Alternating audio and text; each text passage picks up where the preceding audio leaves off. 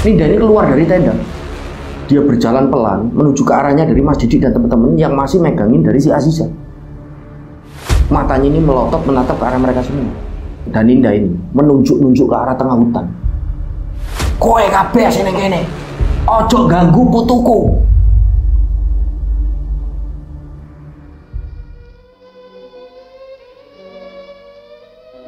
Kita mulai. Oke, siap. A'udzubillahi minasyaitonirrajim. Bismillahirrahmanirrahim. Assalamualaikum warahmatullahi wabarakatuh. Kembali lagi berjumpa dengan saya Sukmarga. Apa kabar rencang semua? Semoga semuanya dalam keadaan sehat, diberikan kelancaran dalam beraktivitas dan juga kelancaran rezeki.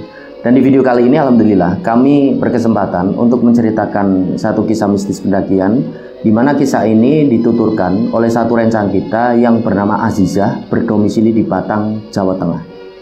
Di tahun 2021, Azizah dan satu orang temannya yang bernama Ninda ini sempat mengikuti satu kegiatan open trip yang diselenggarakan oleh salah satu vendor yang ada di Pekalongan untuk menuju ke Gunung Slamet via jalur legendaris Bambangan. Nah, sebelum mereka berdua ini berangkat, mereka sempat mengalami bahkan merasakan ada beberapa kejadian yang aneh. Sampai pada akhirnya ketika mereka sudah berada di jalur pendakian, hal-hal yang sangat menyeramkan ini terjadi. Baik, seseru dan seseram apa kisah dari mereka berdua? Sebelum kami lebih jauh menuturkan apa yang sudah mereka berdua ini alami, kami ingin mengucapkan banyak terima kasih bagi rencang semua yang sudah sejauh ini mendukung channel kami. Sudah subscribe, like, comment, share video-video dari channel kami. Dan yang belum subscribe, yuk subscribe dulu. Dan jangan lupa untuk klik notifikasi loncengnya. Tentunya agar channel ini lebih berkembang dan kami menjadi lebih bersemangat lagi dalam membagikan cerita-cerita terbaru. Dan semoga amal kebaikan rencang semua dibalas sesuatu yang lebih besar dan berlipat-lipat oleh Allah Subhanahu wa Ta'ala. Amin. Baik, tanpa berlama-lama, pasang headphone masing-masing dan tetap waspada sekeliling Anda.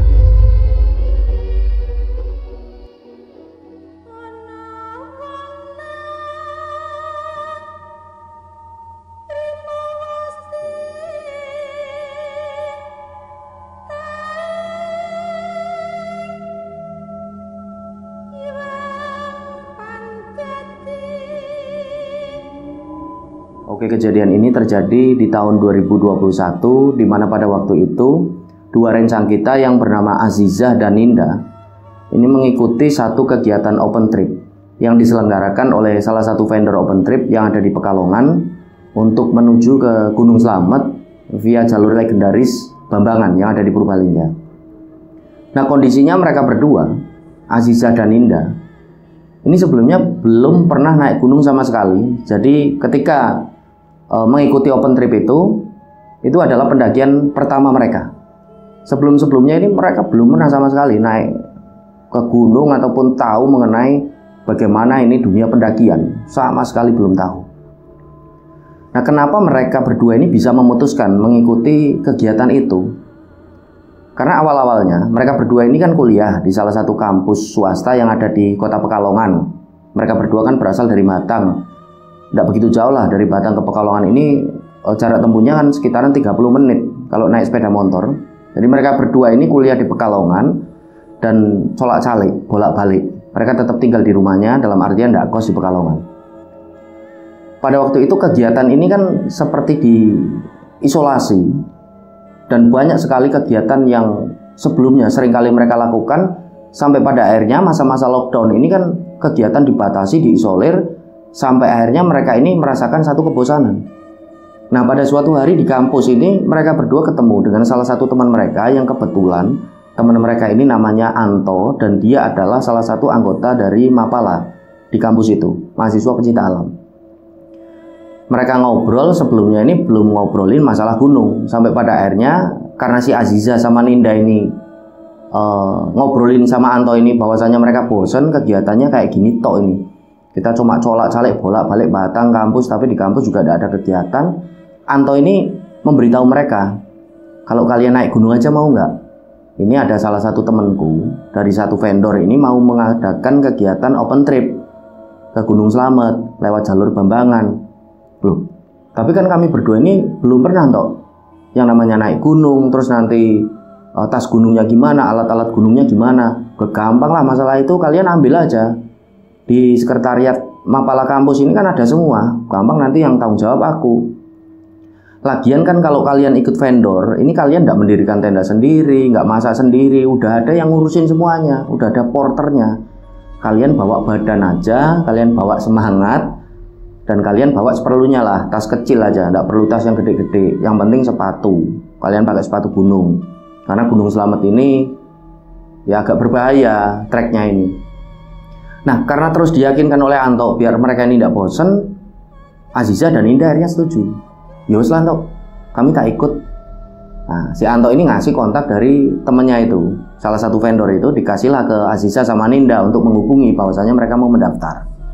Nah, sedikit penggambaran tentang tokoh yang ada di sini, yaitu tokoh utama yang ada di sini, yaitu si Aziza sama si Ninda ini. Jadi Aziza ini perawakannya agak gempal, dia ini agak gemuk, dan dia ini selalu memakai jilbab. Karena semenjak kecil ini memang Aziza sudah dibiasakan untuk memakai jilbab oleh kedua orang tuanya. Wajahnya ini cantik, dan dia ini memang bisa dikatakan ini adalah orang yang selalu optimis dalam melakukan kegiatan apapun, entah ini kegiatan kampus, entah ini kegiatan-kegiatan yang lain. Bahkan ketika 2021 Aziza ini masih kuliah, dia ini sudah punya bisnis sampingan.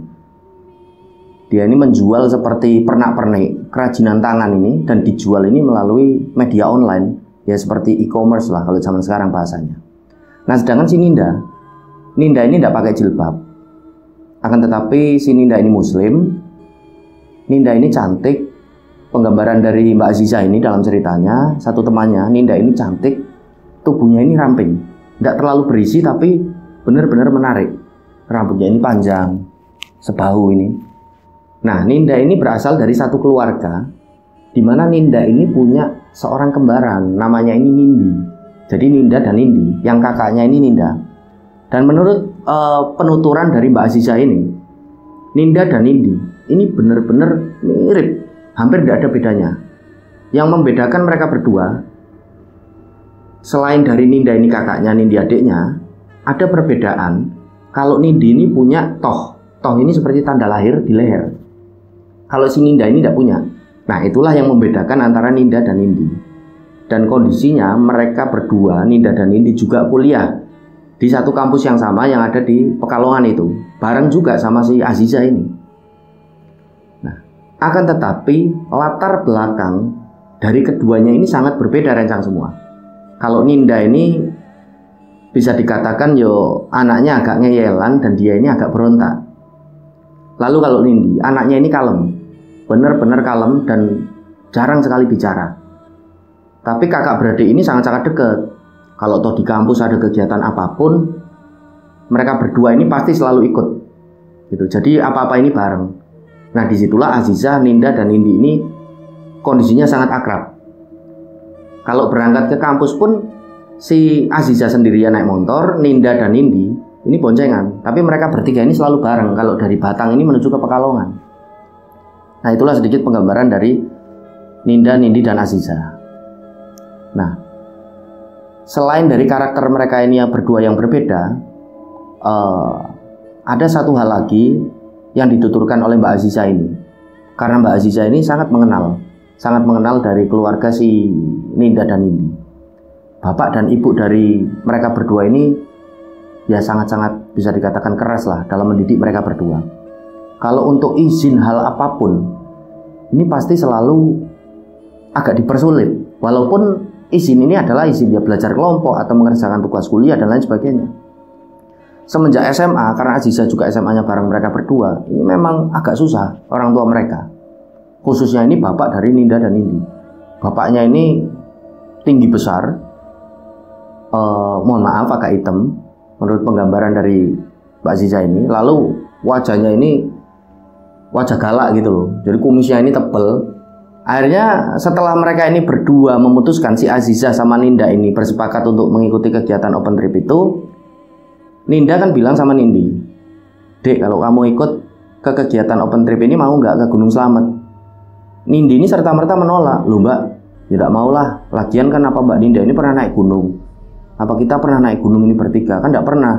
Aku tidak maulah nanti ada apa-apa kalau di gunung." Jawab si Nindi. Ninda ini meyakinkan, loh, apa kamu nggak bosan? Kegiatannya cuma kayak gini tok. Selama lockdown kayak gini, bosan aku. Udahlah, aku tak ikut aja sama Aziza. Nah, di malam harinya, Ninda ditemani Nindi juga. Ketika makan malam di rumahnya, Ninda ini izin dengan bapaknya.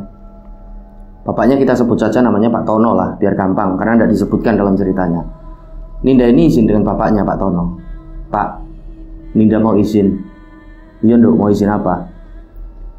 Ini kan kampus juga kegiatan masih tidak banyak, kuliah juga sering off, dosennya tidak berangkat ya karena masa-masa lockdown kayak gini lah. Kemungkinan nanti aktif kuliah lagi kalau semuanya udah berakhir ini lockdown.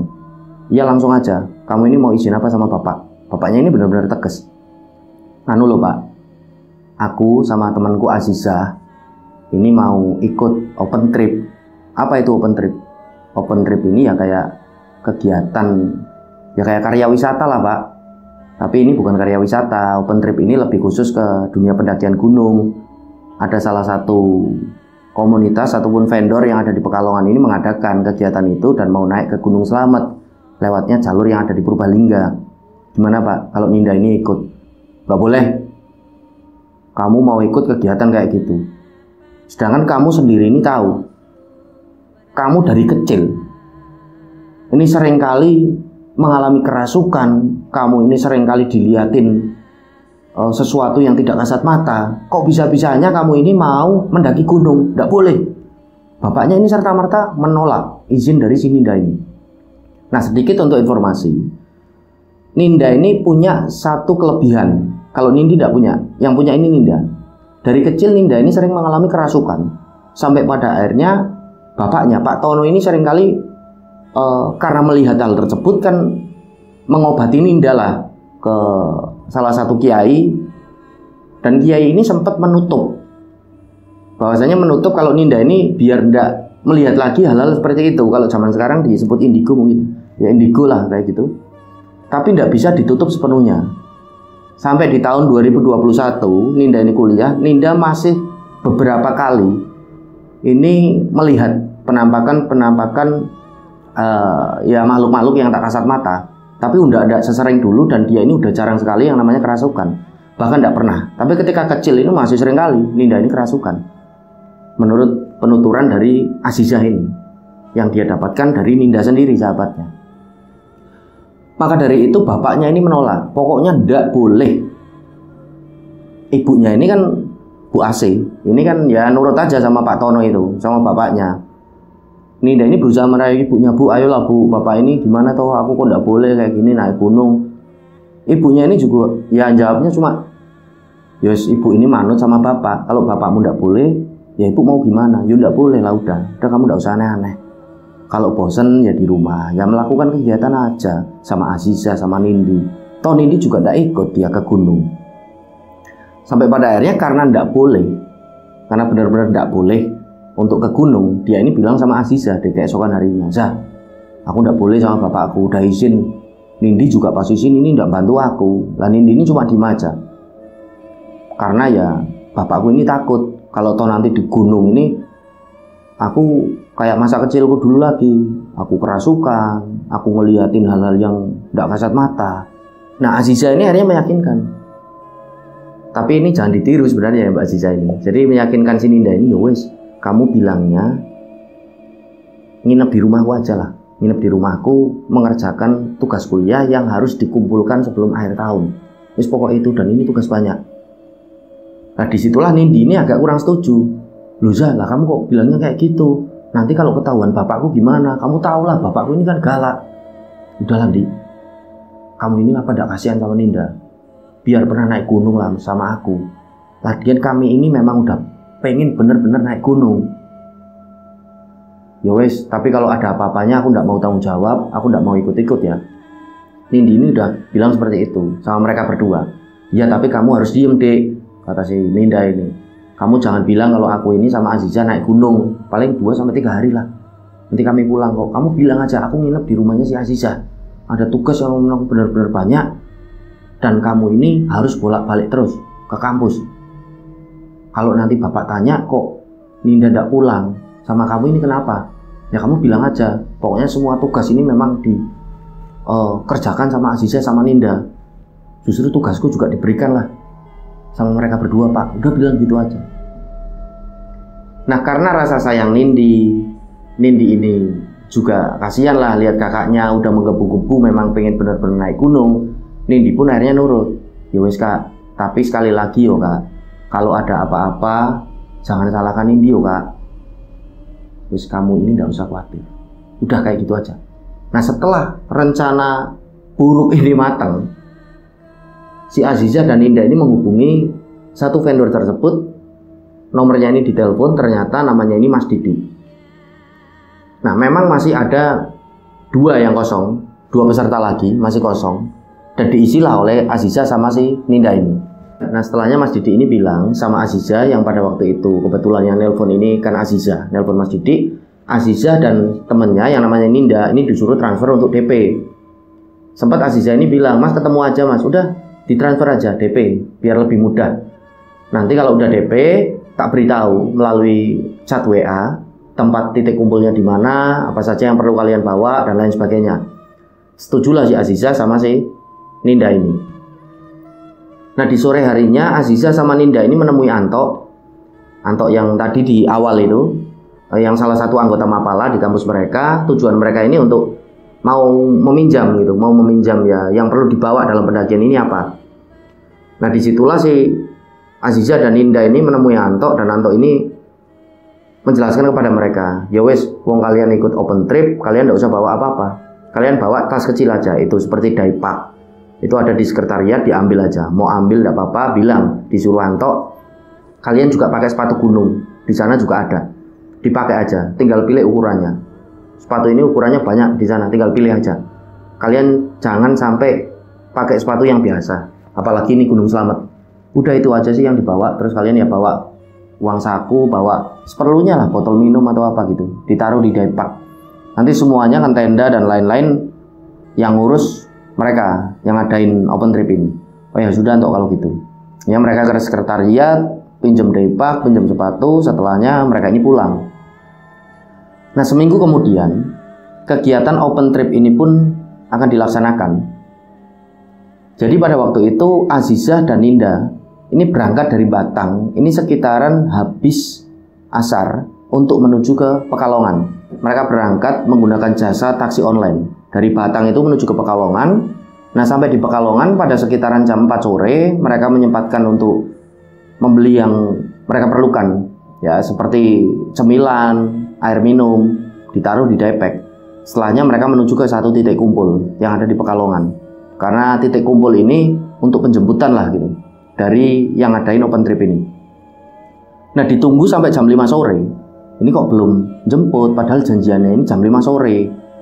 Kok ini kok belum dijemput ya? Akhirnya si Aziza ini telepon Mas Didi lagi. Ketika ditelepon Mas Didi ini bilang, mobil jemputan ini mengalami satu trouble, bannya ini bocor. Udah kalian di situ aja, nanti kami jemput kok. Ya kira-kira 15 menit, ya paling lama-lamanya 30 menit lah. Setelah ini kalian akan kami jemput. Oh ya sudah kalau gitu Mas. Si Aziza sama Ninda ini pun nunggu. Ditunggu 15 menit. Kok tidak datang juga ya. Akhirnya si Aziza dan Ninda ini memutuskan untuk makan bakso. Karena kebetulan di sebelah mereka ini ada penjual bakso menggunakan gerobak ini kaki 5. Daripada gabut lah, makan bakso dulu yuk. Ajak si Aziza sama si Ninda ini. Ya sudah kalau gitu. Mereka pun makan bakso. Nah ketika mereka ini masih makan bakso rencang semua, ada satu keanehan yang dialami oleh mereka berdua. Mereka berdua lagi asik nih makan bakso. Tiba-tiba ada seorang wanita ini parubaya, dan nampak wanita ini mohon maaf ODGJ. Pakaiannya ini compang-camping, rambutnya ini berantakan dan kotor. ODGJ ini, seorang wanita ini lewat di depan mereka berdua yang sedang makan bakso. Tiba-tiba berhenti di depan mereka berdua, melotot ke arah mereka berdua. Mulai saiki. Mereka berdua ini kan kaget, agak ketakutan kan. Bilang sama mas-masnya yang jual bakso, mas ini gimana mas? Diusir lah ODGJ itu. Lu jok neng ini, ganggu aja gue. Mas-masnya yang jualan bakso ini bilang sama Aziza sama Ninda, udah mbak, kalian berdua nggak usah takut. Itu memang sering lewat ke sini kok. Ya dimaklumi aja, dia ini gila. Karena dari info-info warga ini dia sempat kehilangan anaknya. Anaknya ini meninggal dunia 4 tahun yang lalu. Setelahnya dia ini depresi dan jadi gila kayak gitu. Keluarganya juga udah nyerah sama dia. Udah bolak-balik dibawa ke rumah sakit untuk pengobatan, tapi ya tetap seperti itu. Akhirnya dilepaskan sama keluarganya itu. Oh iya kasihan ya. Ya tapi kalian enggak usah takut. Udah monggo silakan diteruskan makan baksonya. Akhirnya mereka berdua melanjutkan makan bakso sampai rampung, sampai mereka habis itu bakso, mereka bayar. Belum juga datang Mas Didik dan rombongan ini. Mobil jemputan belum juga datang. Mereka berdua ini duduk-duduk di situ, izin dengan mas-masnya penjual bakso. Mas, kami tak di sini dulu ya Mas, sambil nunggu jemputan. Oh monggo Mbak, silahkan. Nah, ketika mereka berdua sedang nunggu, Aziza ini sempat tanya sama si Ninda, "Ndak, kamu kok habis liatin orang gila tadi kok kayak murung kayak gitu, ada apa?" "Bukan sih, bukan masalah tadi wanita itu, orang gila itu, bukan. Ndak tahu, aku kok tiba-tiba kepikiran dengan Nindi aja." "Lah kepikiran kenapa?" "Ndak tahu, aku rasanya ndak enak. Pokoknya aku ini kok ngerasa ndak enak sama Nindi. Kayak ada sesuatu yang aku rasakan sama Nindi ini." "Loh lah, kamu ini kenapa?" "Udah ndak usah dipikirin," jawab si Ninda ini. "Ya sudah, ndak kamu hubungin aja." "Enggak lah, udah ndak apa-apa." Akhirnya ndak begitu lama si Mas Didik ini pun datang. Mas Didik datang dengan mobil jemputannya, dan yang turun ini Mas Didik. Sebelumnya mereka ndak mengenali ini siapa. Setelah kenalan itu Mas Didik dan satu perempuan ini memperkenalkan diri, namanya Mbak Meli. Jadi Mas Didik ini adalah ketua dari Open Trip itu. Mbak Meli ini adalah asisten dari Mas Didik inilah, yang bantu-bantu Mas Didik. Perawakan dari Mas Didik ini tinggi, cakep, gondrong, celananya ini robek-robek, jadi khas pendaki gitu lah. Nah Mbak Meli ini cantik, rambutnya ini agak ikel, tubuhnya ini ramping. Setelah berkenalan ini, mereka berdua kan langsung menuju ke mobil. Setelah memasukkan depak mereka masuk ke mobil. Agak kaget mereka berdua ini. Tanya kan si Aziza ini sama Mas Didik, "Lu Mas, kok cuma bersembilan udah sama sopir Mas? Yang ikut sedikit ya Mas?" "Iya ini, nggak tahu, banyak yang ngensel kok. Udah mau berangkat banyak yang ngensel, padahal mereka udah DP." "Udah lah, nggak apa-apa, yang penting kita tetap berangkat. Ini nanti ada dua porter yang naik dulu nanti ke atas untuk mendirikan tenda. Rencananya kita nanti di pos 5 di atas ini mendirikan tenda, yang mendirikan tenda nanti porter. Kalian pokoknya bawa semangat aja," kata Mas Didik. Nah sedikit untuk informasi rencang semua, porter ini tugasnya adalah ketika dalam satu open trip, mereka nantinya naik dulu ke atas dengan tujuan mereka akan mendirikan tenda terlebih dahulu, mereka akan masak terlebih dahulu untuk para peserta. Jadi peserta ini buat senyaman mungkin gitulah dalam pendakiannya. Jadi peserta ini tinggal bawa tubuh dan semangat aja, yang ngurusi semuanya porter gitu loh. Sedikit untuk informasi ya, untuk edukasi. Lalu pos dalam pendakian ini adalah tempat untuk istirahat, di mana pos-pos dalam pendakian ini biasanya ya seperti ada pondokan gitulah. Entah ini pondokan, entah ini gubuk yang dibuat menggunakan seng, bisa dibuat menggunakan kayu untuk istirahat para pendaki ketika naik gunung. Sedikit untuk informasi, karena banyak yang tanya sama saya di kolom komentar ini, "Pos ini apa toh?" Dan istilah-istilah gunung lain. Makanya di sini saya perlu jelaskan, kalau Anda semua dari penikmat channel ini, rencang semua kan pendaki gunung asli gitu. Jadi sama-sama biar tahu lah gitu. Oke, saya lanjutkan. Setelahnya berangkatlah sekitar habis maghrib ini. Mereka berangkat dan sempat di Wiradesa. Setelah keluar dari Pekalongan, satu rombongan ini berhenti di salah satu masjid untuk melaksanakan ibadah sholat maghrib pada sekitaran 6:30 malam itu. Mereka semua turun. Di situ Aziza ini ngajak Ninda, "Ayo Nda sholat dulu Nda. Udah kamu duluan aja, aku tak di sini dulu. Aku tak nganu lu." Jadi membuat seperti alasan entah apa yang mau dilakukan oleh Ninda. Nah Aziza pun akhirnya, "Ya wes, nanti kamu nyusul ya, aku tak ke masjid dulu, tak sholat." "Ya siap." Nggak begitu lama, setelah semuanya ini melaksanakan ibadah sholat maghrib, Aziza ini balik ke mobil. Dia tanya sama Ninda, "Ndak, lah kamu sholat nggak tadi?" "Udah kok, aku udah sholat." "Ya udah kalau gitu." Perjalanan dilanjutkan dari Wiradesa ini. Dalam perjalanan nggak ada keanehan apapun, semuanya ini lancar-lancar saja.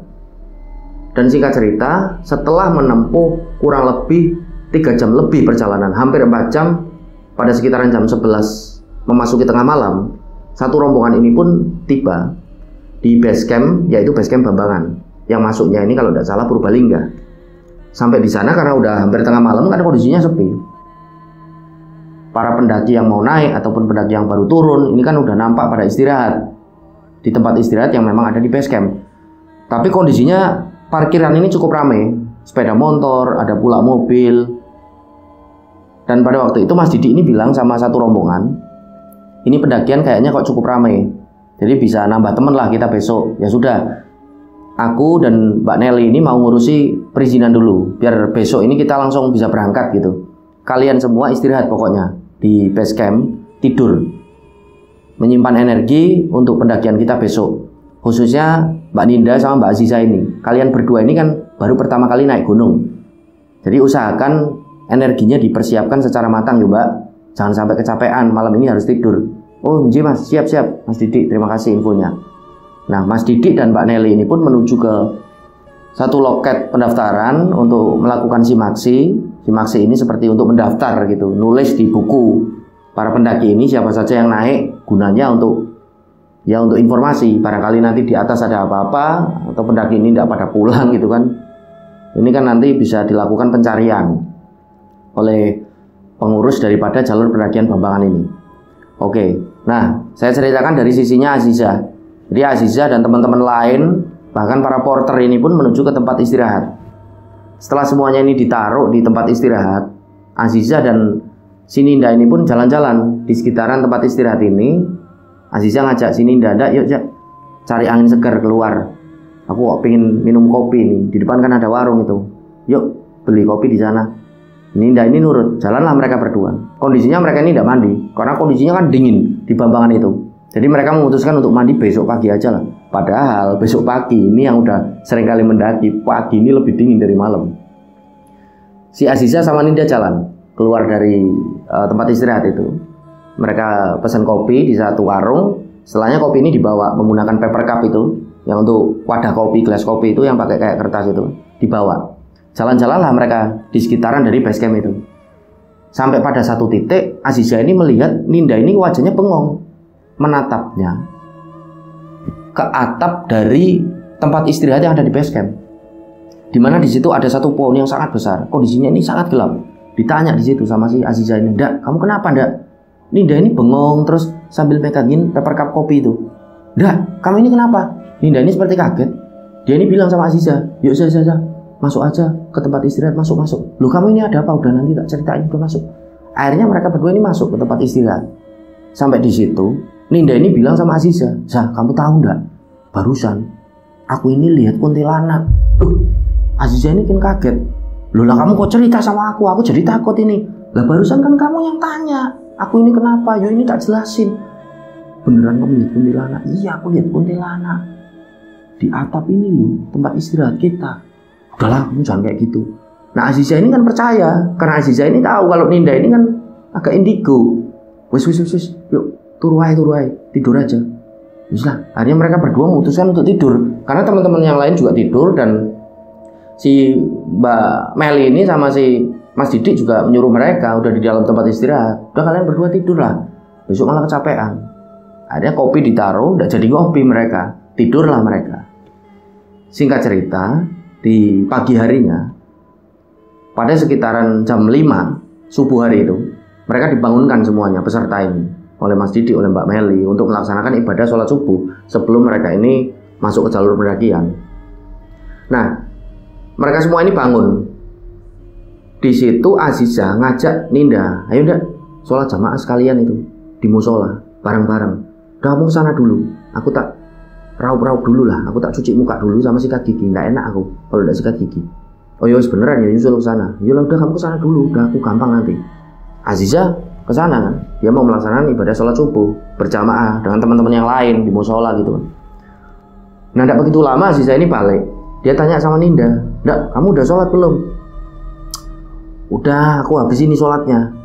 "Loh, kok belum sholat? Ayo sholat, habis ini kan sarapan terus berangkat." "Yolah, cerewet banget kamu." Ada Ninda ini keluar. Aziza nunggu di tempat istirahat. Nah, sembari menunggu si Ninda ini yang katanya sholat, si Aziza ini kan menata jajanannya, dia menata air minumnya, dia ngecek kembali barangkali jajannya kurang, dia mau beli di warung yang ada di base camp. Nah, pada waktu itu, setelah Aziza ini selesai ngecek barangnya yang ada di depek, dia ini melihat depek dari si Ninda ini agak terbuka. Diintip kan, dilihat sama si Aziza ini, loh, kok Ninda ini bawa pembalut? Jangan-jangan Ninda ini lagi mens. Tidak begitu lama Ninda ini balik ke tempat istirahat. Ditanya sama si Aziza ini, "Ndak, kamu lagi mens ya?" "Enggak." "Lah itu kok bawa pembalut?" "Ya kan kemarin aku baru men. Ya buat jaga-jaga aja. Tapi aku udah ndak men kok." "Bener yo, bener. Semalam di mobil kamu inget kan Mbak Meli ini ngomong apa?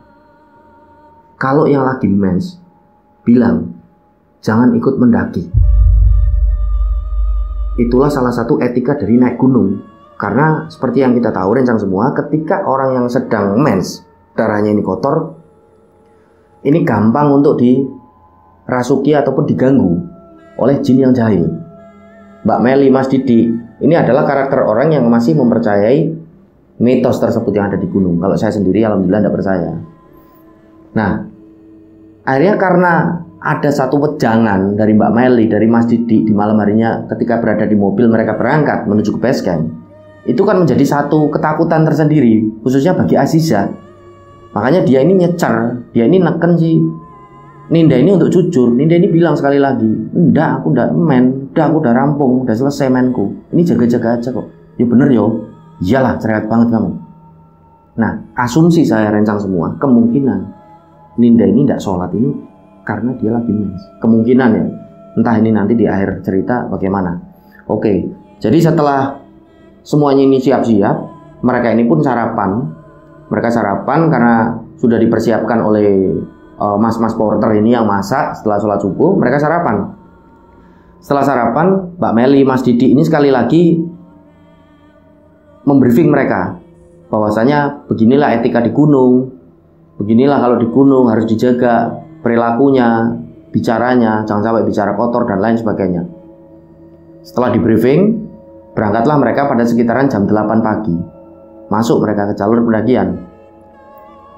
Aziza dan Ninda ini jalan di tengah, Mbak Mel ini jalan paling depan, yang paling belakang jadi sweeper untuk jagain semua peserta ini adalah Mas Didi. Di awal pendakian jam 8 pagi ini, cuacanya ini sangat mendukung, dalam artian sangat cerah, langit ini biru. Semua peserta ini nampak menikmati open trip itu. Jalan mereka, sembari sesekali Mbak Meli, Mas Didi ataupun dua orang porter ini laki-laki memberi mereka edukasi. Mereka jalan.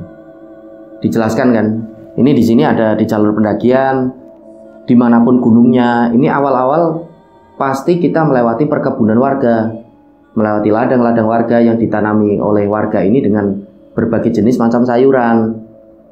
Pada waktu itu Aziza, si Ninda juga melihat di situ ada kol, ada tomat, ada cabai dan lain sebagainya.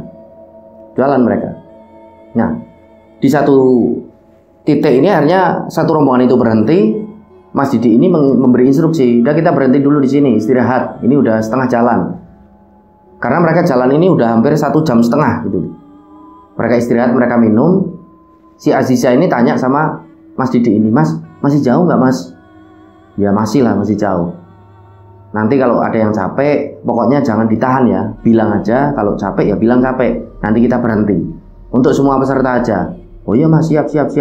Setelah mereka istirahat, jalan lagi mereka. Hampir 3 jam. Karena para peserta ini kan bisa dikatakan pendaki pemula yang belum pernah naik gunung. Khususnya ini si Aziza sama si Ninda. Beberapa kali mereka sempat berhenti. 3 jam, sekitaran 3 jam mereka sampai di Pondok Gembirung. Pondok Gembirung ini nama dari pos 1. Seperti yang saya jelaskan di depan, pos ini adalah tempat istirahat para pendaki. Nah, di pos ini ada satu bangunan, di mana bangunan ini untuk istirahat para pendaki. Dan di depan bangunan ini bisa dikatakan bangunan ini ya shelter gitu nyebutnya. Ada satu penjual, di situ ada penjual yang jualan semangka, ada pula rokok, ada gorengan, ada air minum dan lain sebagainya. Disitulah Mas Didik memutuskan untuk berhenti. Dilihat jam gitu kan, jam 11 siang. Udah kita berhenti dulu di sini, istirahat agak lama. Lagian ini kan udah mau masuk ke duhur. Kita semuanya sholat duhur dulu, baru melanjutkan perjalanan. Semuanya peserta ini setuju. Mereka berhenti di Pondok Gembirung di pos 1. Ada yang jajan beli semangka, ada yang beli es, dan lain sebagainya. Nah, pada waktu itu Aziza ini melihat Ninda, wajahnya ini agak pucat. Ditanya sama si Aziza kan, "Ndak, kamu kok agak pucat, kecapean ya kamu?" "Iya, ternyata naik gunung capek ya." "Ndak apa-apa lah, aku juga udah capek. Tapi kan tadi Mas Didi bilang, kalau capek ya bilang aja, jangan sampai ngeluh gitu loh, daripada dipendem, ditahan. Ini kamu masih kuat ya, lanjut jalan." "Ya ini istirahatnya katanya lama." "Ya masih lah." "Ya sudah kalau gitu." Akhirnya mereka berdua ini ngobrol. Setelah semua peserta ini melaksanakan ibadah sholat duhur, di mana pada waktu itu si Aziza juga sholat, dia ngajak Ninda ini juga seperti menolak lagi. Disitulah ketika mau berangkat, Aziza ini bilang sama Ninda, "Ndak, kamu jangan bohong ya sama aku. Aku udah mulai curiga sama kamu. Kamu ini sebenarnya men kan, karena kamu ndak mau sholat. Dari kemarin kita berangkat dari Pekalongan di Wiradesa." Ninda ini diam aja. "Udahlah, kamu kok cerewet sih? Kayak gitu kok dipercaya. Udah ayo jalan aja. Itu udah mau jalan semuanya." Nah, disitulah Aziza ini udah mulai yakin Ninda ini mens. Aziza kan merasakan ketakutan tersendiri karena sudah seperti dibilangin kan oleh Mbak Meli ini sama Mas Didi, kalau orang main jangan naik gunung, nanti takutnya ada apa-apa. Akhirnya Aziza ini kan pada waktu itu udah pikirannya macam-macam rencana semua. Jalanlah satu rombongan ini dari pos 1 itu Pondok Gembirung untuk menuju ke pos selanjutnya pada sekitaran jam setengah 1 siang. Jalan mereka semua dengan formasi yang masih sama. Beberapa kali mereka berhenti. Nah, ada satu momen sebelum mereka semua ini sampai di pos 2, di mana pos 2 ini namanya Pondok Walang. Mereka kan berhenti. Di situ Ninda ini wajahnya pucat dan dia ini seperti menahan sakit di bagian perutnya. Dihampiri oleh Aziza. "Ndak, kamu kenapa ndak?" "Ndak tahu, perutku sakit." Nah, disitulah Mbak Meli ini menghampiri mereka berdua. "Ninda kenapa ndak?" "Ndak apa-apa Mbak, perutku agak sakit." Mbak Meli ini langsung bertanya dengan lugas, "Kamu mens ya?" "Enggak Mbak, aku ini punya riwayat mah kok. Jadi ya kayak gini kalau telat makan." "Ini benar, kamu punya riwayat mah, kamu ndak mens?" "Enggak Mbak." "Oh ya sudah. Ya udah gini aja." Akhirnya Mbak Meli ini bilang sama Mas Didi sama satu rombongan. Rombongan dibagi 2 ya. Mas Didi, Ninda, Aziza, dan teman-teman yang ikut peserta dari open trip. Ini satu rombongan. Biar aku sama 2 porter ini naik dulu. Karena kami akan mendirikan tenda di atas dulu. Sambil kami ini nanti masak di atas. Kalian pokoknya ikuti Mas Didi aja, semua peserta. Nanti aku sama Mas Didi ini berhubungan lewat HT, kata Mbak Meli pada waktu itu. Mas Didi ini setuju, semua peserta setuju. Karena Mbak Meli ini melihat kondisi dari Ninda ini seperti sangat kesakitan pada waktu itu. Akhirnya Mbak Meli dengan 2 porter cowok ini jalan duluan ke atas. Tinggallah di situ Mas Didi, Ninda, Aziza, dan teman-teman peserta lain. Nah, setelah Ninda ini udah agak enakan gitu kan, mereka melanjutkan perjalanan. Setelah 2 jam ini ditempuh, mereka sampai di satu pos yang namanya Pondok Walang. Pondok Walang ini nama dari pos 2. Kondisinya ini sama, ada satu bangunan di situ seperti shelter untuk istirahat para pendaki. Mereka semua istirahat. Mas Didi ini sempat tanya di situ sama Aziza, "Zah, itu temanmu gimana? Masih sering sakit enggak perutnya?" "Udah, sepertinya kok udah enggak Mas." "Oh ya sudah kalau gitu aman ya, kita lanjut jalan." "Aman Mas." Lanjut jalan mereka pada sekitaran jam 3 sore gitu kan. Dari Pondok Gembirung tadi pos 1 kan setengah 1. Setelah 2 jam lebih ini mereka sampai di Pondok Walang itu sekitaran jam 3 sore. Lanjut jalan mereka untuk menuju ke pos berikutnya, yaitu pos 3 Pondok Cemoro. Jalan. Nah, sebelum sampai Pondok Cemoro pada sekitaran jam setengah 5 sore, hampir sampai lah, setengah jam lagi gitu estimasinya, satu rombongan dari Mas Didi ini berhenti karena Ninda mengalami sakit perut lagi. Mas Didi ini sempat menghampiri si Aziza, tanya Mas Didi ini, "Zah, itu temenmu sebenarnya kenapa Zah? Beneran mah? Atau jangan-jangan men? Kamu jangan nutup-nutupi." Aziza ini diam aja. Aziza ini mengalami dilema menurut pengakuannya. Dia ini mau bilang, nanti dia ini disuruh turun. Kalau dia tidak bilang, nanti ada sesuatu yang terjadi sama Ninda. Aziza ini bingung. Dia ini akhirnya menjawab si Mas Didi ini Nggak tahu mas, sudah ditanya aja langsung Nindanya. Akhirnya Mas Didik tanya sama Ninda, "Ndak, kamu beneran mah kan?" "Iya mas." "Lah obatnya bawa nggak?" "Bawa kok, udah tak minum. Karena kami ini ndak bawa obat mah," kata Mas Didik. "Bawanya ya tolak angin, bawanya obat-obat untuk pusing aja, ndak bawa obat untuk emah gitu." Udah mas, udah tak minum," jawab Ninda. "Bener ya kamu mah?" "Iya mas." Nah Mas Didik ini bilang sama Aziza, "Emah kok bener." "Sudah aman ya?" "Aman." Setelah kondisinya Ninda ini agak membaik, mereka melanjutkan perjalanan lagi. Sampai di pos 3 ini ternyata Mbak Meli ada di situ, sudah sama 2 porter itu masih istirahat mereka bertiga ini, karena di pos 3 ini juga ada satu warung rencang semua. Mereka semua istirahat di situ karena kondisinya juga maghrib. Mereka akan melaksanakan ibadah sholat maghrib. Mereka semua beristirahat di situ. Setelah satu rombongan ini melaksanakan ibadah sholat maghrib, yang kondisinya pada waktu itu Azizah ini sekali lagi ngajak Ninda untuk sholat maghrib, tapi Ninda ini seperti memberi kode kepada Azizah, "Udahlah, aku ini tidak sholat, kamu tahulah." Disitulah Azizah ini udah yakin, "Oh kamu men, kamu kok kayak gitu? Udah kamu diem aja, udah sampai sini, tidak ada masalah apa-apalah. Udah kamu sholat aja, bilang aja aku udah sholat," kata Ninda.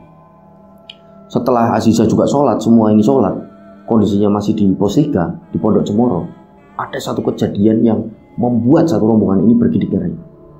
Tiba-tiba Ninda ini seperti tidak sadarkan diri, dia ini pingsan. Nah, di situ diguncangkan, tubuhnya ini diguncang-guncangkan oleh si Azizah ini, si Ninda ini. "Ndak, kamu kenapa ndak?" Ditidurkan Ninda ini di pangkuan dari si Azizah ini. "Ndak, kamu kenapa ndak?" Azizah ini kan khawatir, ini kenapa temennya. Nah satu rombongan juga khawatir, Mbak Meli, Mas Didik, "Ini kenapa kok tiba-tiba pingsan kayak gini, Zah? Temenmu kenapa?" "Ndak tahu Mbak, mungkin efek dari tadi perutnya ini sakit." Nah di tengah kebingungan mereka semua, tiba-tiba Ninda ini membuka matanya yang tadinya ini merem, menatap ke arah mereka semua ini. Wajahnya ini pucat. Tiba-tiba Ninda ini ketawa, ketawanya ini seperti mengejek mereka semua. Nah Mas Didik ini serta-merta, "Aduh ndak beres ini kesurupan." Ninda ini masih terus tertawa ngikik, seperti ngejekin mereka semua. Dan tidak begitu lama, Ninda ini berucap, Azizah ini kenali betul, ini bukan Ninda, karena suaranya bukan suaranya Ninda. Suara wanita, tapi bukan suaranya Ninda. "Aku senang mbek Caiki.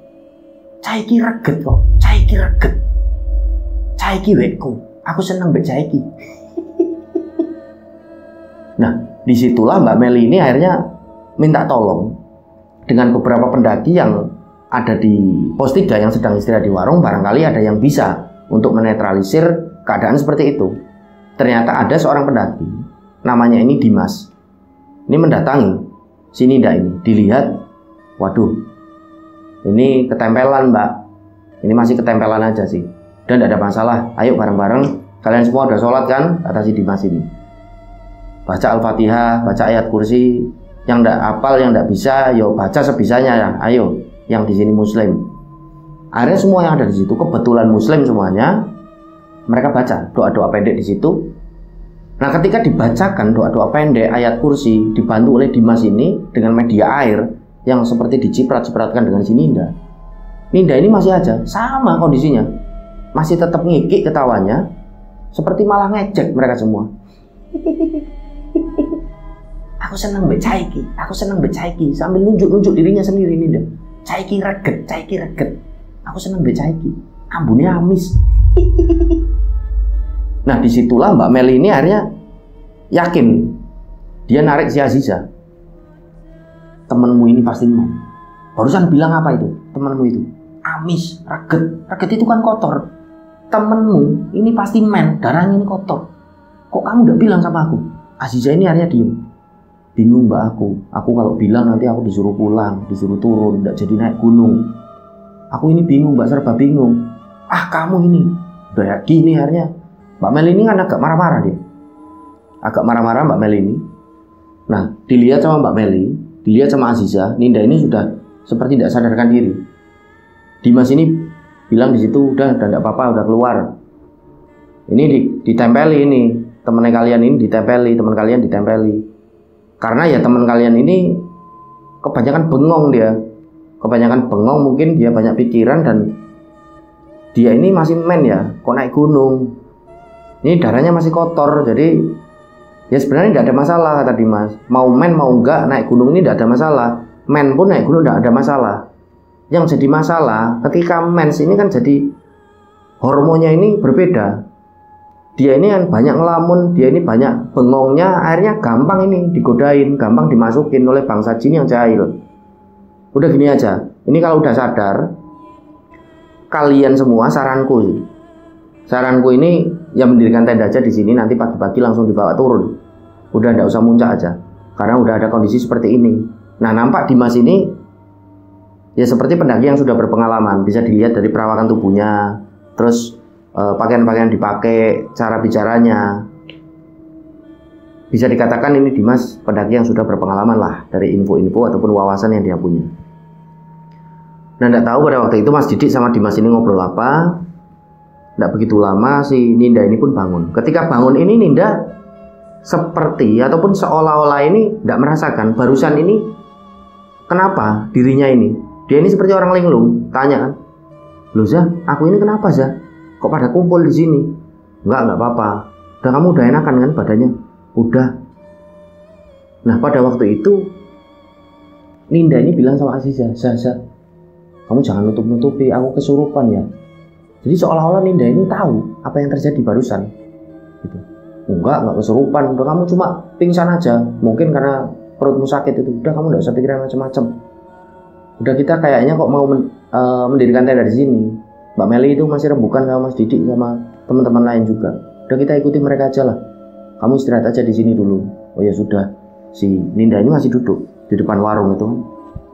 Nggak begitu lama, Mas Didik sama Mbak Meli ini pun bilang, teman-teman, ini kan kalau dari pos 3 sampai di pos berikutnya, ini tidak begitu jauh. Kira-kira ya 1 jam lah sampai di pos 4 di Samarantu.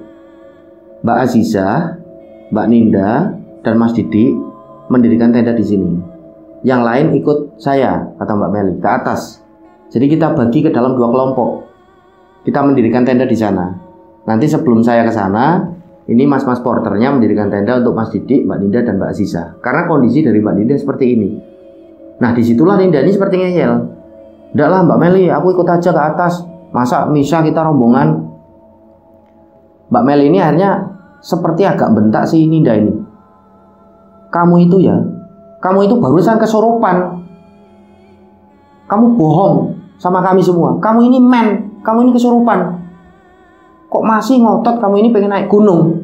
Udah, kamu di sini aja, besok kamu pulang. Kalau perlu, uang pendaftaranmu tak kembaliin full sepenuhnya. Kamu udah membohongi satu rombongan ini. Nah, pada waktu itu Aziza ini seperti kesulut emosinya. Loh Mbak Meli, kok temanku masih dalam kondisi seperti ini dibentak-bentak? Harusnya ya ditenangin lah, jangan malah dibentak-bentak gitu. Jadi seperti ada konflik yang panas di situ. Akhirnya Mas Didik ini menengahi. Wes, dah. Gini aja wes. Kita semua mendirikan tenda di pos 3. Di sini semuanya. Nggak ada yang ke sana, ke pos 4 nggak ada. Di sini semuanya. Nurut sama aku ketua rombongan. Mas Didik akhirnya ambil keputusan di situ. Pada akhirnya semua yang ada di situ nurut, karena kondisinya di pos 3 di Pondok Cemoro juga cuma ada 2 tenda dan lahannya ini masih luas untuk mendirikan tenda. Setelah ada perdebatan, ada konflik yang memanas itu, setelah agak mencair, porter ini pun mulai mendirikan tenda. 2 porter cowok ini mendirikan tenda di situ. Nah, setelah tenda ini berdiri, semuanya beristirahat gitu kan di situ, semuanya beristirahat. Nah, pada sekitaran jam 9 malam ini, porter ini udah masak, udah ya bikin kopi, bikin teh untuk para pendaki ini. Mereka semua berkumpul di depan tenda. Yang tidak ikut kumpul ini Ninda. Jadi Ninda ini memutuskan untuk istirahat aja di dalam tenda karena badannya ini masih kerasa lemes. Yang ikut ini cuma Aziza. Setelah makan malam dipersiapkan oleh porter, disitulah Mas Didik ini buka suara. Udah, di sini kita damai. Mel, ayo Mel, kamu yang barusan bentak-bentak dulu, walaupun kamu lebih tua, minta maaf lah sama Mbak Aziza, sama Mbak Ninda ini. Mbak Mel ini nampak nunduk. Setelahnya dia ini berucap, ya Mbak Aziza, aku tinggal pura ya Mbak, saya dimaafkan. Karena saya ini khawatir Mbak, Nggak mau terjadi sesuatu dengan kalian semua. Makanya aku ini selalu mewanti-wanti etika di gunung ini apa saja. Walaupun ya nggak tahu ya rencana semua ini mitos atau memang benar adanya. Tapi saya sendiri tidak percaya kalau Mens ini naik gunung nanti ada apa-apa. Alhamdulillah karena beberapa kali saya naik gunung dengan beberapa teman saya yang perempuan juga ketika Mens tidak ada masalah apapun. Jadi mungkin karena ada sesuatu hal yang lain dari dalam diri Mbak Ninda ini. Nah setelah semuanya ini didamaikan di situ, akhirnya mereka pun ngobrol bercanda, suasana udah mencair kan. Mereka ngopi, nah tiba-tiba Ninda ini keluar. Loh ndak, udah bangun ndak? Barusan kayaknya kamu tidur di dalam, makanya mau tak bangunin buat makan, nanti aja. Iya barusan aku tertidur, kata Ninda ini di dalam tenda. Nasinya masih nggak, aku lapar. Oh masih, kata Mas Didi. Disitulah Ninda ini akhirnya makan. Dia makan agak lahap gitu. Agak lahap karena kemungkinan ya lemes. Dia ini habis kesurupan, habis apa, dia ini makan banyak. Dan nampak Ninda ini sudah seperti normal gitu. Nah setelah makan ini Ninda, mereka semua berkumpul di situ. Mas Didi sempat memberikan, oh jangan, udah gini aja ya. Besok kita lihat sikonnya bagaimana. Kalau Ninda ini udah sehat, Ninda ini udah kuat lagi, ya kita summit. Nanti sekitaran habis sholat subuh kita jalan ke atas ya, ke puncak. Tapi kalau Ninda ini masih lemes, ya mohon maaf, nanti Ninda sama aku aja di sini. Tak temenin. Kalau Mbak Aziza mau ikut summit ya ikut, tapi kalau mau nemenin temennya Ninda ya di sini sama aku. Yo Mbak yo, lihat kondisi besok aja, sikon besok. Jangan dipaksakan untuk tetap muncak ya Mbak Ninda. Ninda ini mengangguk, nurut ya. Mas Didi juga menyarankan kepada mereka semua, ini kan sudah jam 10 malam ya. Nanti lambat-lambatnya jam 11 semuanya masuk ke dalam tenda ya. Untuk semuanya. Agar kita ini punya energi lagi. Besok kan kita mau jalan rencananya. Oke, dia hemat-hemat energinya, masuk ke tenda semuanya nanti. Lambat-lambatnya jam 11. Nah, satu dari peserta ini ada dari porter juga, Mas Didi, Mbak Meli mulai masuk ke dalam tenda masing-masing yang sudah didirikan di situ. Tinggallah di depan tenda, ini si Aziza sama Ninda berdua. Mereka memutuskan untuk sebentar lagi lah masuk ke dalam tendanya, sebentar lagi Mas, bilang sama Mas Didi. Kami berdua masih pengen ngobrol, menikmati suasana malam di sini. Karena kondisinya juga mereka bikin satu api unggun kecil untuk menghangatkan tubuh dari rombongan mereka. Dan nampak beberapa pendaki yang mendirikan tenda, ada 2 tenda di pos 3 Pondok Cemoro ini juga belum tidur, masih di depan tenda. Pendaki-pendaki lain ini cowok semuanya, tapi jaraknya agak jauh, walaupun mereka satu lokasi. Disitulah si Aziza ini ngobrol sama temennya si Ninda ini. Mereka ngobrol banyak hal, sampai pada satu momen Aziza ini kan ngajakin si Ninda ini untuk ngobrol terus. Kok Ninda ini diem? Loh, dilihat sama Aziza, Ninda ini nunduk. Dia ini duduk Ninda, tapi dia ini menunduk wajahnya. Nggak, kamu tak ajak ngobrol, kok diem? Ninda ini masih diem. Nggak. Ninda ini diem, terus mengangkat wajahnya.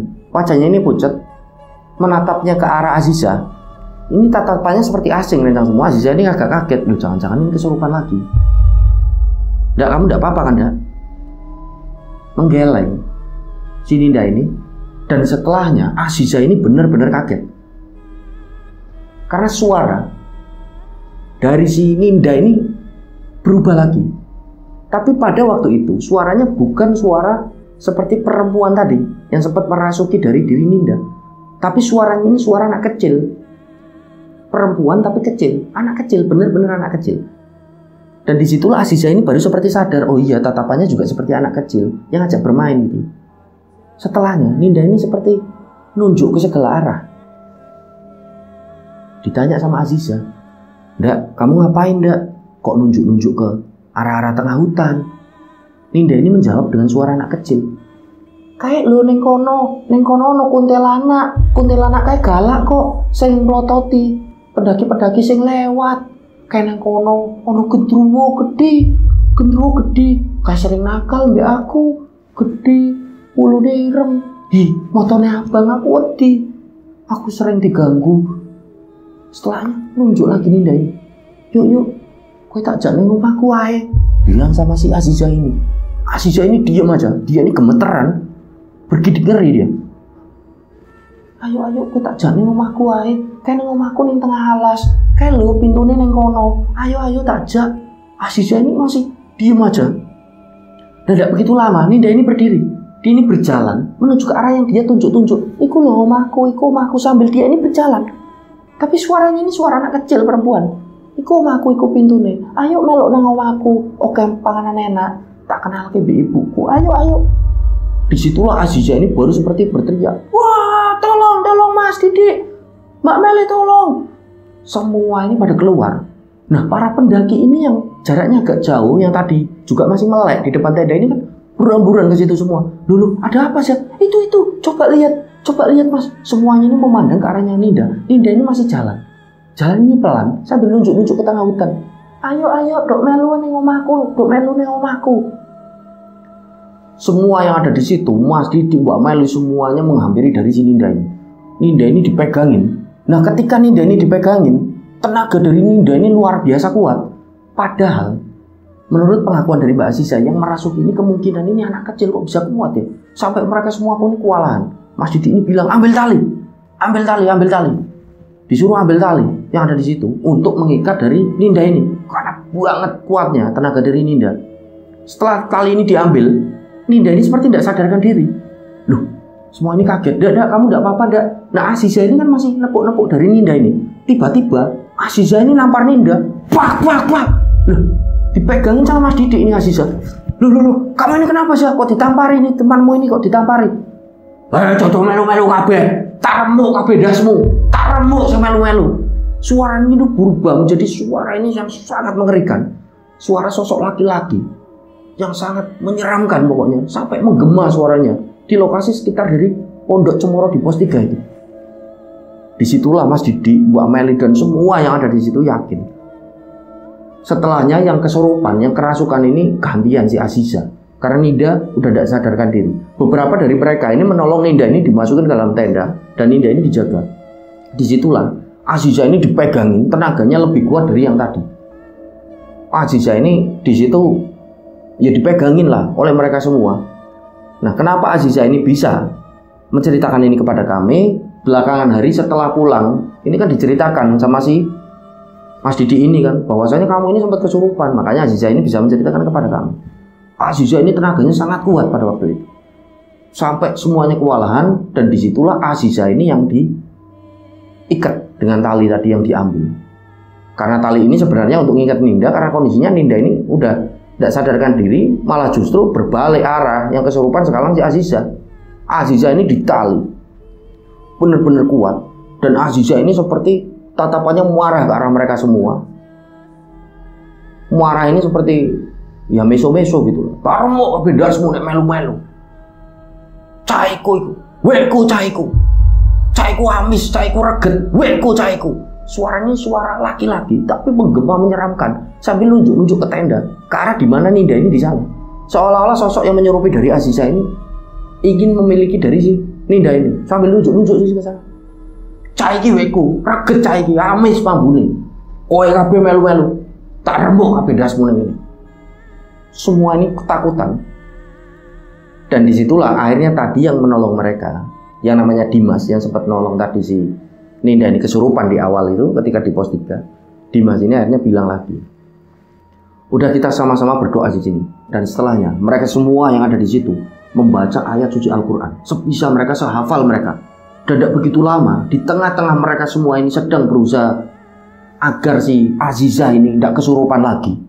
Karena Aziza ini masih ngamuk-ngamuk, masih menatap mereka, nunjuk-nunjuk, walaupun udah ditali gitu kan tubuhnya ini. Angin ini tiba-tiba berhembus dengan sangat kencang. Sampai yang jaga warung, yang punya warung di situ, ini keluar membantu mereka. Angin ini berhembus kencang, pohon-pohon dengan vegetasi yang rapat ini semua bergerak, daun-daunnya ini.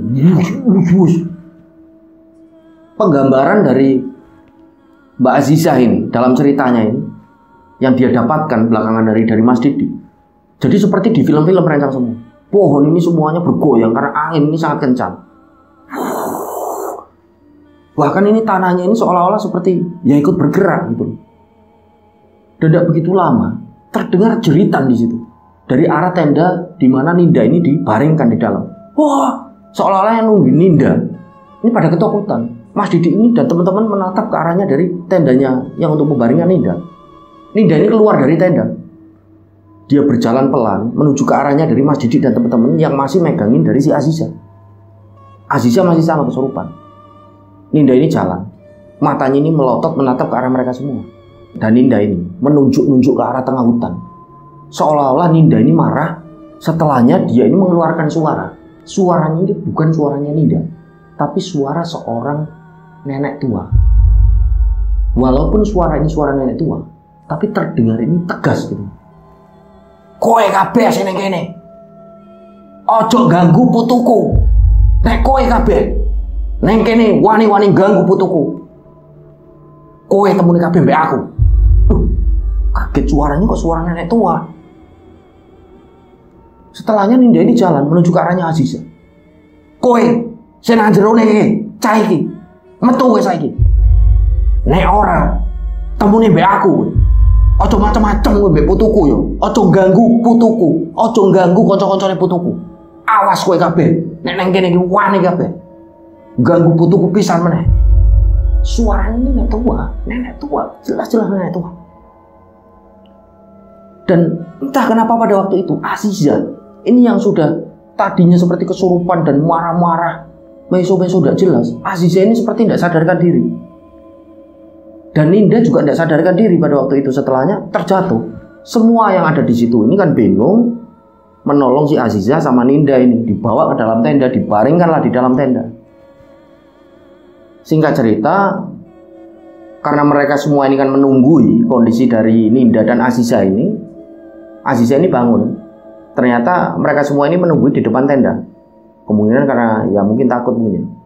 Nah, pada waktu itu si Aziza ini melihat Ninda ini masih belum sadarkan diri.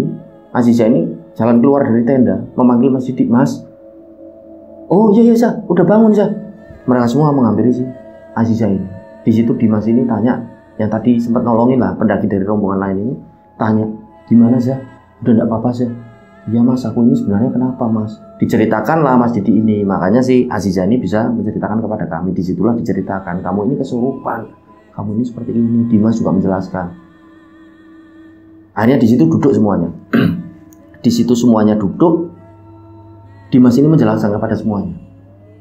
Mas Didik, Mbak Meli, seperti yang saya bilang di depan Mbak, Mas, ini bukan gara-gara mens. Ada sesuatu yang mendampingi dari si Ninda ini. Maksudnya Ninda ini sepertinya kok punya hodam, dia punya hodam pendamping. Kata Dimas ini menjelaskan. Nah, hodam pendamping itu apa sih Mas? Ya bawaan, mungkin itu bisa buyutnya, bisa leluhurnya, atau bisa jin yang baik.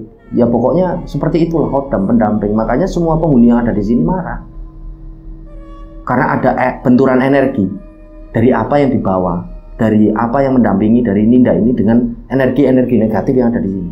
Jadi makhluk-makhluk dengan energi negatif atau jahat yang ada di sini ini merasa energinya benturan dengan apa yang mendampingi dari Ninda ini. Karena aku kok dari tadi merasakan Mas, Ninda ini ada yang mendampingi memang, tapi energinya ini positif, makanya ini bisa jadi benturan. Disitulah si Aziza ini akhirnya menjelaskan, iya Mas Dimas, Mas Didik, Mbak Meli, semuanya. Ninda ini pernah lah beberapa kali cerita sama aku kalau dia ini punya teman, punya pendamping, wujudnya ini ya nenek tua, terus pakainya kebaya merah, rambutnya ini beruban panjang. Kalau dalam keadaan yang sulit itu sering keluar Mas, sering menampakkan diri seperti ya menolong si Ninda ini. Loh kan, Mas Dimas ini bilang, tuh kan, itu yang namanya hodam Mas, nenek tua ya, iya. Tapi energinya ini tak rasain kok positif Mas. Udah kalian tidak usah khawatir. Tapi besok lagi kalau main naik gunung, Ninda ini harus ada pendampingan ya, kata Mas Dimas. Karena ya untuk lebih aman saja lah, karena Ninda ini berarti kan salah satu orang yang punya kelebihan. Dia ini bisa melihat hal-hal yang tidak semua manusia ini bisa lihat. Agak indigo lah Mas, kata Mas Dimas ini. Oh mereka ini baru ngeh semuanya. Oh tapi ini tidak jahat Mas Dimas. Enggak lah, ini insya Allah tidak jahat. Bukan karena mens ini. Tidak ada pendaki gunung mens ini terus men jadinya nanti bagaimana. Tidak, itu mitos. Karena ini hodam, ada yang dampingi dan benturan energi antara positif yang dampingi Mbak Ninda dengan energi negatif jin yang jahat, yang jahil yang ada di Ya kita tahulah di gunung ini kan tempatnya lembab dan kotor. Ini benturan energi negatif dan positif. Hanya bentrok. Dan beruntunglah tadi, berarti kemungkinan Mbak Ninda ini tadi disurupi oleh khodamnya sendiri. Coba kalau Mbak Ninda ini tidak disurupi ya, bagaimana kita ini bingung juga. Kondisinya tadi kalian tahu, angin ini besar kan sampai mereda setelah Mbak Ninda ini seperti ngamuk-ngamuk, disurupi, dirasuki oleh khodam pendampingnya sendiri. Karena suaranya kan tadi juga nenek tua. Nah, tidak begitu lama Ninda ini keluar. Ninda ini bilang sama mereka semua, iya, aku barusan dengar apa yang kalian bicarakan. Memang ada yang jadi temanku seperti pendampingku, tapi aku tidak pernah ngobrol dengan dia selama ini. Sosok nenek tua, kebaya merah, rambutnya ini panjang putih. Tapi dia baik kok, walaupun wajahnya menyeramkan. Soalnya pas aku dalam kesulitan ini, dia ini seperti seolah-olah menampakkan diri dan setelahnya aku ini baik-baik aja gitu loh. Oh, jadi benar itu khodam pendampingmu. Nah, kamu ini memang punya bawaan seperti itu, Mas Dimas ini kan tanya. Iya sih, aku dulu sempat ditutup sama bapakku, tapi ya tidak bisa sepenuhnya ditutup, Mas. Karena ya itu makanya kemarin bapakku ini agak tidak boleh, aku ini tidak izin mau ke gunung, izinnya aku belajar kelompok. Oh Allah, ditambah kayak gitu. Untung kamu selamat, Mbak. Mas Didi ini akhirnya kan agak kaget dengan Mbak Meli. Lu Mbak, jangan kayak gitu, nanti lagi Mbak Ninda. Kalau mau kemanapun, tidak cuma naik gunung ini harus izin dengan orang tua, kan masih menjadi tanggung jawab orang tua. Apalagi ini ke gunung. Gunung ini kan bukan tempat sembarangan, tempat bahaya lah, Mbak. Aduh. Mas Didi ini ngelus dada. Alhamdulillah tidak ada apa-apa. Kalau ada apa-apa aku kan yang tanggung jawab, Mbak, sebagai panitia. Ninda ini minta maaf di situ sama Aziza juga. Yowes. Kita semuanya istirahat. Besok aku ngambil keputusan. Mbak Meli tolong dengan 2 porter temenin peserta yang lain untuk naik yo. Aku tak turun dulu ke base camp. Tak tunggu di base camp aja. Setelah kalian semua summit langsung ke base camp, kita langsung pulang aja. Tidak mungkin ini Ninda sama Aziza ini ikut naik ke atas. Janganlah, kata Mas Didi, ambil keputusan sebagai ketua panitia open trail. Mas Dimas juga membenarkan, betul seperti itu aja dah. Nah, setelahnya mereka semua istirahat, masuk ke dalam tenda masing-masing. Tidak ada kejadian apapun. Singkat cerita, pagi hari ini tiba setelah mereka ini sarapan di salah satu warung yang ada di Pos 3 Pondok Cemoro, dan yang bayar ini semuanya Mas Didi karena memang ada jatah untuk ya makan pagi lah, sarapan ini. Mas Didi menginstruksikan untuk tidak masak aja sama porter-porternya, untuk makan aja di warung. Karena Mas Didi ini tahu porter ini nanti mau capek membawa Mbak Meli dan teman-teman lain yang mau ke summit gitu kan, kasihan, tidak usah disuruh masak, makan semuanya mereka di warung. Setelah sarapan, Mbak Meli, 2 porter cowok dan sisa dari peserta ini pun summit pada sekitaran setengah 6 pagi ini untuk menuju ke puncak dari Gunung Slamet. Nah, Mas Didi, Ninda dan Aziza ini pun turun di pagi hari itu. Mereka turun, ketika turun ini tidak ada kendala apapun. Sebelum turun pun mereka sempat berpamitan dengan Mas Dimas pada para pendaki lain yang udah nolong gitu kan. Mas Dimas juga kondisinya mau summit pada waktu itu, mau ke puncak, berpisah di situ. Ketika turun ini tidak ada kondisi yang aneh-aneh, jadi wajar-wajar aja, rencang semua. Nah, singkat cerita, pada sekitaran ya jam 11 siang ini, Mas Didi, si Ninda dan Aziza ini udah ada di base camp. Nah, mereka istirahat di sana, nunggu dari satu rombongan ini turun, Mbak Meli dan teman-teman.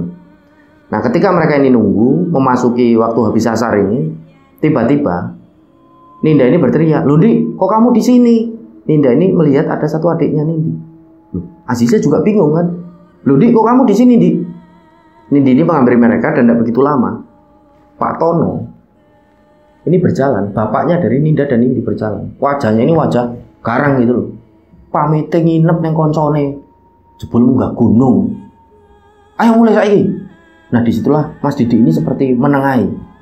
Mas Didi menengahi, diceritakanlah semua oleh Mas Didi ini. Nah, Pak Tono ini, bapak dari Ninda dan Nindi ini menjelaskan, "Yo ngono iku Mas, gak pamit."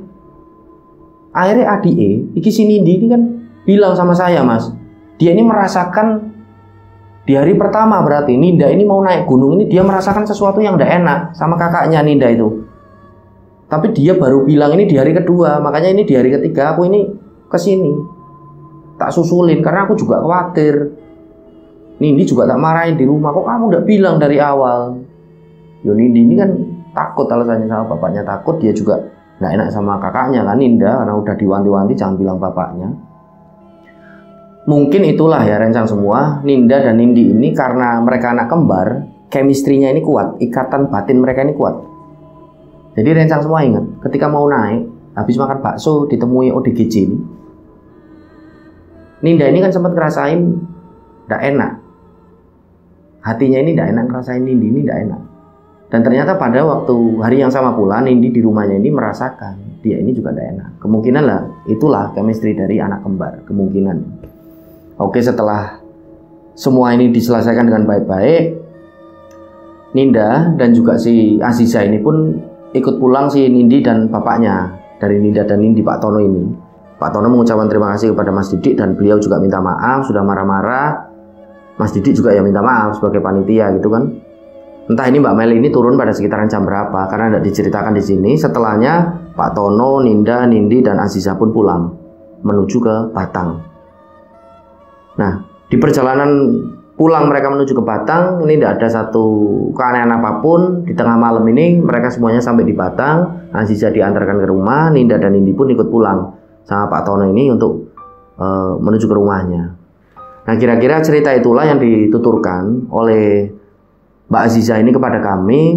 Dan yang jadi pertanyaan aku ini rencang semua, ini ODGJ ini sebenarnya siapa? Yang di awal ini seperti nyuruh pulang gitu, mulai-mulai. Ya Allahu alam ya, berlepas dari itu, karena di cerita ini juga tidak diceritakan sebenarnya siapa sosok ODGJ itu. Ya kemungkinan kita bisa berasumsi masing-masing lah. Mungkin bisa memberikan tanggapan di kolom komentar. Sebelum saya menceritakan ini rencang semua, saya ini sempat telepon lagi dengan si pengirim cerita ini yang namanya Mbak Aziza. Ini benar terjadi Mbak, tapi kok aku udah pernah dengar ceritanya ya di media sosial, di Google ataupun dimanapun. Ya enggak semua cerita ini kan kadang ada di media sosial Mas, karena itu juga enggak tak ceritain dimanapun. Ini cerita pertama kali tak ceritain di channel sampean, di channel panjenengan. Oh, jadi bener ini tapi Mbak terjadi. Yo bener lah Mas, wong ini kan yang ngalamin saya. Percaya enggak percaya ya terserah, pokoknya aku pengen diceritain sama masyarakat. Lah kira-kira itulah cerita yang bisa tak ceritain buat rencana-rencana semua, dan semoga kita semua bisa mengambil hikmah dan pelajaran dari apa yang sudah diceritakan oleh Mbak Aziza ini. Rencang semua, kalau mau melakukan apa-apa jangan sampai bohong ya sama orang tua, apalagi kondisinya kan masih menjadi tanggung jawab orang tua sebagai anak. Jangan sampai bohong sama orang tua, tidak bagus ya. Lalu ya berlepas dari ini siapa hodam pendamping ini, wallahu alam. Memang ada beberapa orang ini yang seperti diberi anugerah ya, kelebihan ini menjadi indigo ataupun dia ini memiliki hodam pendamping, di mana bapak dari Ninda ini pun tidak pernah menjelaskan kepada Mbak Aziza atau siapa sebenarnya hodam pendamping ini. Bapaknya ini cuma berasumsi dulu ketika ngobati si Ninda waktu kecil ini, Pak Kiai ini sempat bilang ya sosoknya baik lah intinya, dan tidak usah dipikirin dan itu tidak usah disuruh pergi gitu, karena dia ini tidak ganggu, justru dia ini seperti ingin menjaga dari si Mbak Ninda ini.